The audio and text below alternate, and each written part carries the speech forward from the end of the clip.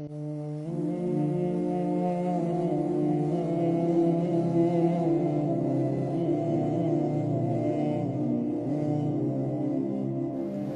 معراج واقعا په لسم کال د نبوت د نبی علیه الصلاة والسلام باندې میاش د رجب وا او 28مه شپه وه چې دا راغلې وه. به هر حال اختلاف د علماو پکې شته دی، خو راجح قول مې درته ذکر کو. جګړو ته پکې ضرورت نشته، کو چا بل تاریخ ذکر کو نو جګړه به پکې ځکه نه که چې نور روایات پکې هم شته دی. خو راجح قول دا دی چې لسم کال د نبوت و د نبی علیه الصلاة والسلام او د رجب میاشت وه او 28مه شپه وه چې په دې کې د معراج واقعه راغلی ده. راجح قول دا دی. نبی علیه الصلاة والسلام د خپلې د تره لور ام هانی رضی الله تعالی عنها فکور کې ادو. د ام هانی د علی رضی الله تعالی عنه خور ده. نبی علیه الصلاة والسلام د دې په کور کې ادو او داسې یو غړبوجن غونته حالت کې و، یعنی نه پوره ادو او نه ویښ و چې په دې حالت کې نبی علیه السلام و بره چت سوری شو او جبریل علیه السلام د بره چت د طرفه راغی. چت سوری شو، د چت د طرفه جبریل علیه السلام راکوش. چت سوری شو، نه خاورې راوغورځېدې ښکته، نه لرګي راوغورځېدل ښکته، بس چت داسې سوری شو، جبریل علیه السلام پکې راکوش شو، چت بند شو. اوس دا خبره چې دا جبریل علیه السلام په چت باندې ولې راکوش شو د کوټه کې د برې نه. علماء لیکي دي کې یو اشاره وه، اشاره دا وه چې څنګه زه د برې د طرفه رالم ستا سفر هم برې طرف ته دی، او دې طرف ته اشاره وه چې څنګه ما ته الله دا کوټه دا چت کولاو کو، دغه شانتې الله به تا ته اوس د اسمانونو دروازې کولاوي. دې طرف ته اشاره وه. نو جبریل علیه السلام د کوټې د طرفه په چت کې راکوش شو نبی علیه السلام خواله، او نبی علیه السلام یې راویښ کو. او نبی علیه السلام خو جبریل علیه السلام پیژندو، بار بار به خواله راتو. نبی علیه السلام ته وفرمایل دا الله محبوبه زه چې ځو. بیا روتل د کوټې نه په دروازه باندې جبریل علیه السلام راکوش شو، برې د چت نه روتل د کوټې په دروازه. او د معراج د واقع دومره زر شوي ده که نه چې روایاتو کې راځي وایي نبی علیه السلام چې د کمې بسترې نه پاسېدلی واپس چې هغې بسترې له راغې هغه شانتې ګرمه وه، لا یخه شوې نه وه. او د دې دروازې ته دا کم زنځیر نه پروت، دروازه چې د خلک لټکي دا زنځیر، وایي دا نبی علیه السلام د دروازې د کولاولو سره چې دا زنځیر داسې اوړکېد که نه چې نبی علیه السلام واپس راغی هغه زنځیر لاړه کېدو. دا دومره زر واقع شوی وه. نو د کوټې په دروازه باندې رووتل، جبریل علیه السلام ورسره ملګری دی او رالو بیت الله شریف ته، او حتیم ته رالو. نبی علیه السلام ته ویل په دې حتیم کې ته آرام وکړه. دا حتیم نه دی، دا د بیت الله شریف نه ګیر چاپېره هغه داسې لږ غونته کې دیوال چې دی هغې ته حتیم ویلی شي.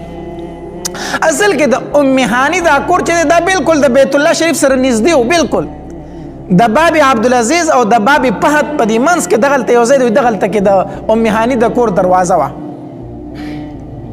دغلته کې دروازه وه. د ترکو چې کوم زوړ تعمیر و دغلته کې څه نشان و، خو اوس نشانات ختم شوي دي. نو نبی علیه السلام حتیم ته راوسوی ته دلته لږ ارام وکړه. نبی علیه السلام ارام وکړو داسې، بیا جبریل علیه السلام راغی پایسو. په دغه ټایم کې ورسره میکایل علیه السلام بیا هم و، د الله پاکه پیغمبره پاسه فایسو او لاړو بوسته نبی علیه السلام صفا مروه ته زمزم ته بوستل ته نبی علیه السلام چې هلته بوستو. جبریل علیه السلام او میکایل علیه السلام د اسمان نه د ځان سره د اپریشن هغه کډي هغه آلات راوړي وو، کوم شیزونو چې اپریشن کیږي که نه دا ټول آلات یې ځان سره راوړي وو. نبی علیه السلام د زمزم د کوی خواله بوستو او نبی علیه السلام یې سملو او دا سینه وله کوله وکړه، سینه ولا کولا وکړه، سینه ولا اوشله ولا. ما درته ویلي که نه د نبی علیه السلام سینه چې ده دا 4 زره شلیدلې ده. شق صدر د نبی علیه السلام 4 ځله شوی دی. یو ځل خو چې نبی علیه السلام د بیبي حلیمې سره و که نه هغه بیزې چې سره ولې ورونه یې چې رالو وی زمونږ د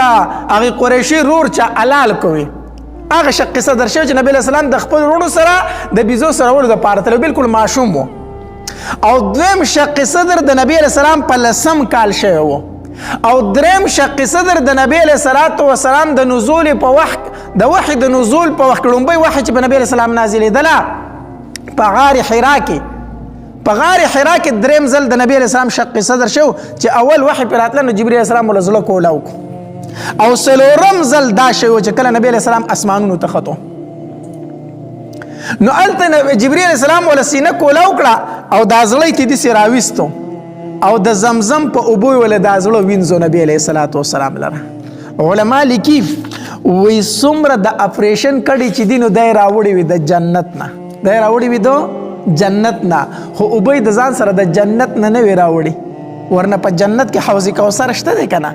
د حوض کوثر نه اوبې نه وی راوړي اوبه چې وی هغه د زمزم وی وی معلومیږي د دینه چې د زمزم د اوبه د جنت د اوبو نه بهتر دي دا بهتر وبدي الله دې بار بار مونږ بوزي چې لاړ شي کنه د زمزم د اوبه چې څومره ډېر سکلې شي دا اسکا او دغه رنګ په دې لاسو کې دراله دا مخ په انځاو په دې سری ځان ته اړو په دې بدن د زمزم د اوبه ځان ته اړو نو د زمزم اوبوي او د اپریشن کړي چې د جنت نه راوړي نو د نبی علیہ السلام دا زړه راويستو او د زمزم په اوبو وینځو او بیا د علم او د حکمت دوه کاسې وي د جنت نه راوړي وي هغه د نبی علیہ السلام په دې زړه کې واړولې د علم او د حکمت دوه کاسې راوړي وي د نبی علیہ السلام په دې زړه کې واړولې نبی علیہ السلام فرمایي وي عزت د خلی پوری د علم او د حکمت نه وي ډک کړم وجه داو چې اوس بر اسمانونو ته خېږي کنه نو دا خو ډېر ګران کار دی د الله سره پکې ملاقات دی جنت لیدل دی جهنم لیدل دی عجیب عجیب حالات مخې راځي د نبی علیہ السلام زړه دې ته جوړو چې د هر څه لیدل برداشت کی نو زړه ولا د زمزم په اوبو باندې وینځو بیا جبرئیل علیہ السلام ځان سره د جنت نه یو سورلې راوستي واغې ته بوراق ویلې کېږي بوراق دا بوراق د برق نه دی نو برق معنی پړک یعنی دی به دومره تیز تل که د بجلی پړک چې وي وای د به یو قدم دومره لري کې خود څومره چې نظر لګي دومره به د یو قدم چې څومره د نظر انتها ده او یا بوراق د برق نه د برېښنا ته ویل شي وای شپه و د به یو برېښنا کوله رڼا به یې کوله دا د جنت نه یو سورلي جبرئیل علیہ السلام د ځان سره راوستې وه وزن یې غټوالی څومره و نو روایتو کې راځي وای د اس نه وړوکې او د خر نه غټ دومره مقدار سره دا زناورو د اس نه وړوکې او د خر نه غټ دومره مقدار سره دا زناورو نبی علیہ الصلوۃ والسلام ته ویل وی دا مې د جنت نه سورلی راوستي دې ته سورېږه دې ته سورش روایتو کې راځي وی چې کله جبرئیل علیہ الصلوۃ والسلام نبی علیہ الصلوۃ والسلام ته فرمایل کنه وی دې سورلی ته سورشه وی نبی علیہ السلام داسې په سوچ کې ته تلې وو او سورلی ته خپه نه کړه وی جبرئیل علیہ الصلوۃ والسلام ورته بیا وی چې د الله محبوب سورلی ته خېجه نبی علیہ السلام بیا نه خطو وی په دریم ځل ورته جبرئیل علیہ السلام وی چې د الله محبوبه بوراق ته خېجه څه سوچ کوي وی نبی علیہ الصلوۃ والسلام داسې جبرئیل علیہ السلام ته مخ راواړو کنه وی چې جبرئیل زه خو بوراق ته وخېجم او یقینا دا بوراق ډیر تیز رفتار دی او دې به ما جنتونو ته ورسي او ما به اسمانونو ته ورسي جبرئیل خو ورسته زما امت زه خو به بوراق ته وخېجم ما به دې جنت ته ورسي ما به اسمانونو ته ورسي خو زه بوراق ته ځکه نه خپه کوم چې زما امت پسې کېږي دا نبی علیہ السلام په خپل امت باندې دومره زیات غمجن و په هر ټایم کې د هغه په ژبه باندې دا الفاظ امتی امتی امتی نن سبا چې امت ته ووایي چې د نبی علیہ الصلوۃ والسلام په شان د شکل و صورت خپل که که نه امتی دې ته نه دی تیار وایي ما ته د انګریز شکل و صورت خوند راکړي نن چې امتی ته ووایي که نه دا جامې دي د نبی علیہ الصلوۃ والسلام د جامو په شانتې په سنت طریقې جوړ که د نیکانو خلکو جامې جوړې که دی وایي ما ته د پلانکي ایکټر جامې خوند راکړي ما ته پلانکی ډرامه کې هغه پلانکی جامې خوند راکوي ما ته هغه فلمي ایکټرې جامې خوند راکوي دی په بازار کې ګرځي خپلو بچو له هغه کپړې ګوري چې کومې کپړې په فلمونو کې خلکو اغوستي د امتی دا حالت دی دی دومره نشي کولی چې خپل شکل و صورت د نبی علیہ السلام د شکل په شان جوړ کړي دی دومره نشي کولی چې خپلو بچو له د مسلمانانو کپړې راوړي په ځای د دې چې دی له د انګریزانو کپړې راوړي نبی علیہ السلام وایي زه جبرئیل څنګه بوراق ته خپه کما زما امت ما نه وروستو پاتې کېږي جبريل علیہ الصلوۃ والسلام ورته فرمایل وی الله تبارک وتعالى فرمایي چې ای زما محبوبه ستا د امت متعلق په زتا خوشاله کوم زه به تا خوشاله کوم د دې وجه نه نبی علیہ الصلوۃ والسلام فرمایي وی قسم په الله تر هغه پورې زه په جنت کې خپکه نه دم تر څو چې می هر یو امتی د ځان نامخ کې جنت ته نه داخل کړي زه به جنت ته داخل نشم تر څو چې می هر امتی جنت ته نه بوسته نن د امت څه حالت دی الله دې زموږ په حال باندې رحم وکړي نو جبرئیل علیہ الصلوۃ والسلام ورته فرمایي وای محبوبه بوراک ته وروخیجه نبی علیہ الصلوۃ والسلام بوراک ته وروخته روایت کې راځي وای جبرئیل علیہ الصلوۃ والسلام سره شاته کېناستو او میکائیل علیہ الصلوۃ والسلام د بوراک هغه واګي ونیولې یوازې جبرئیل علیہ السلام او میکائیل علیہ الصلوۃ والسلام سره نو دا خو سره دوه غټي فرشتي وي 50,000 فرشتي د نبی علیہ الصلوۃ والسلام د پروتوکول د پاره راغلي وي 50,000 فرشتي د نبی علیہ الصلوۃ والسلام سره روان وي نبی علیہ الصلوۃ والسلام روان دي چې سمو دلاله کنه داسې لګ مزل وکړو نو جبرئیل علیہ السلام بوراک ادرو او نبی علیہ الصلوۃ والسلام ته راکوشه نبی علیہ السلام فرمایلی زه کوشم خو په هغې ځمکه کې کجورې ډېرې زیاتې وي کجورې پکې ډېرې ولاړې وي جبرئیل علیہ السلام راته وفرمایل چې 2 رکعته نفل وکړه نبی علیہ السلام وفرمایل ما 2 رکعته نفل وکړو بیا مې د جبرئیل علیہ السلام نه تپوس وکړو جبرئیل دا کم ځای دی ما ته وایي چې دا یثرب دی یثرب اوس چې ورته مدینه ویلی شي دا یثرب دی دا مدینه ده دې ته به ته هجرت کوې راځې به ورته ما وی چې ښه بیا بوراک ته سوار شو چې لږ مزل خو وکړو که نه وی نبی علیہ الصلوۃ والسلام بیا راته وویل چې راکوشه وی زه کوز شم 2 رکعته مونځ مې وکړو وی بیا راته جبرئیل علیہ السلام مې تپوس وکړو چې دا کوم ځای دی وی ما ته وی چې دا کوهي تور دی کوم ځای کې چې موسی علیہ السلام د الله تبارک وتعالی سره خبرې کړې وي دا توري سینا دی وی ما وی چې ټیک ده وی بیا سوار شو وی بیا چې لږ مزل وکړو وی جبرئیل السلام راته بیا وفرمایل چې راکوز شه وی کوز شوم وی ما ته چې 2 رکعته مونځ وکړه وی ما 2 رکعته مونځ وکړو وی ما بیا د جبرئیل السلام ته تپوس وکړو چې جبرئیل دا کوم ځای دی وی ما ته وی چې دا مدین دی د شعیب علیه السلام مسکن دی د هغه د اوسېدو ځای دی وی ما چې ټیک ده وی بیا خو لږ مزل وکړو وی نبی علیہ الصلوۃ والسلام فرمایي وی جبرئیل علیہ السلام راته چې راکوز شه وی بیا یې کوز کړم وی ما ته چې 2 رکعته مونځ وکړه وی ما 2 رکعته مونځ وکړو وی ما ورته چې دا کوم ځای دی وی ما ته چې دا بیت اللحم دی کوم ځای کې چې عیسی علیه السلام پیدا شوی د مریم بیبي نه بغیر د پلاره دا بیت اللحم دی دا د عیسی علیه السلام د پیدایش ځای دی وی هلته مې 2 رکعته مونځ وکړو بهرحال په لاره باندې تلو ډېر عجیبه حالات راتلو نبی علیہ الصلوۃ والسلام فرمایي وای جبرئیل علیہ السلام را سره مرګلی دی وای چې داسې تلو نو په لاره باندې یو بوډۍ ښځه وه وی هغې ما طرف ته اشاره وکړه چې دې خوا راشه وی جبرئیل علیہ الصلوۃ والسلام راته وفرمایل چې دې ته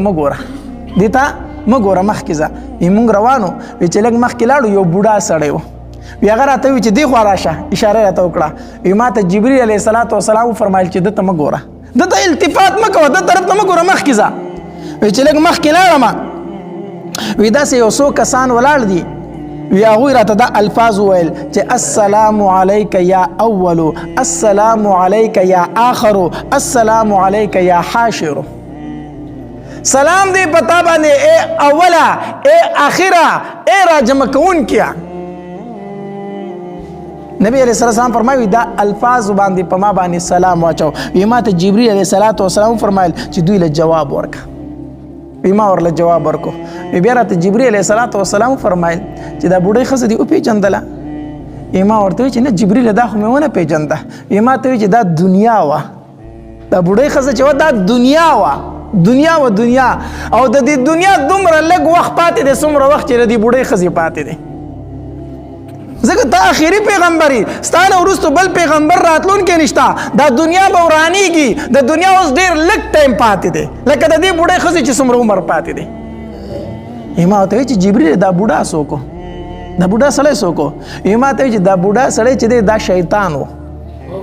دا شیطان و ته ځان طرف ته رابللی د دوو څیزونو طرف ته به بلکل توجه نه کوي نه به دنیا طرف ته توجه کوي نه به شیطان طرف ته توجه کوي ما ورته وی چې دا کم 3 کسان چې په ما باندې چې دا سلام واچو دا څوک دا جماعت چې په ما باندې سلام واچو دا څوک وي ما ته وویل چې دا حضرت ابراهیم علیه السلام حضرت موسی علیه السلام او حضرت عیسی علیه السلام دا ستا ورونه وو د هغې و په تا باندې سلام واچو ما وایي چې ټیک ده بیا نبی علیه الصلاة والسلام فرمایي وایي ما موسی علیه السلام یو ځای کې ولید چې په خپل قبر کې ولاړ دی او مونځ کوي